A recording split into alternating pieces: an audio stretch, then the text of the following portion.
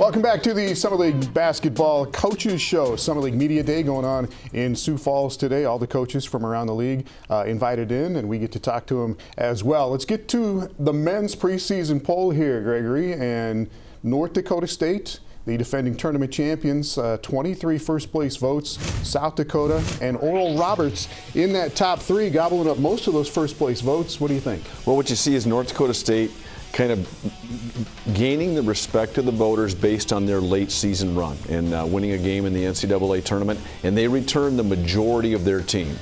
South Dakota, I think, really looked at with the return of Hagedorn, with the Mude coming back, and then their veteran backcourt led by Tristan Simpson.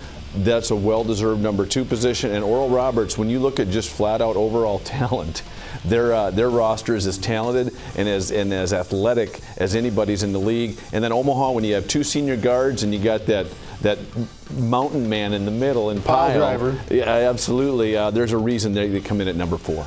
All right, Denver down there at the bottom at number 9. And let's bring in the head coach of the Denver men's program, Rodney Billups, going into his 4th season in Denver. Coach, first of all, thank you. Appreciate you being here and taking some time with us. No, this is awesome. I appreciate you guys for having me. All right, we're just going through some of the preseason prognostications, and who knows what happens, but they got you down there at number 9. What are the expectations for you going into this season? The expectation is certainly not 9th, yeah. But what we did last year and how we finished, that's what we deserve. But when that poll came out, I had a conversation with my team, and it's motivative to see that we're at 9. And every single day our practice plan is going to say they picked us 9th. And for us, you know, they picked not only my team, but they picked me 9th. So there's some growth there that has to happen. And, you know, the returning guys, they have to be more prideful and understand that, hey, we got to go get some respect in this league. And I'm happy to be able to motivate them that way. Rodney, it's always good to be able to have that optimism, especially about the guys you have. You've got some key returners. You lose somebody like Joe Rosga, you know, kind of an all-timer in the Summit League, along with a few others last year. And how do you replace what he brought to the team, and what are you really looking for to change what kind of led to that 9th place finish last year and kind of change that mentality and get your guys moving in the right direction this season? Of course. Well, Joe, I don't know that we'll be able to replace him just with one person.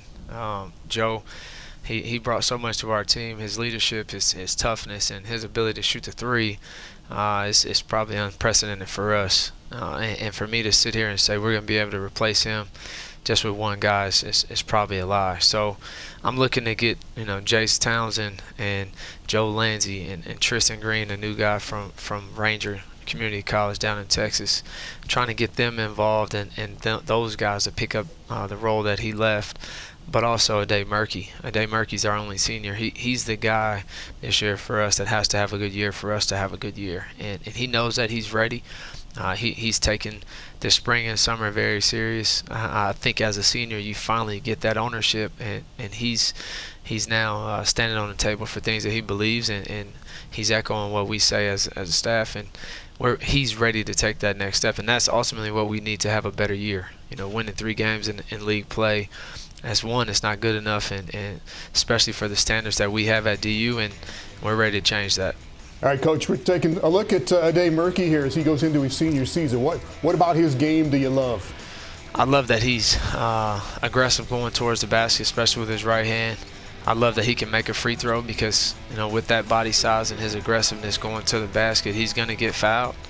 And defensively, he's taking on the challenge of himself to be first team all defense. So I think he's ready to make the next step in his career.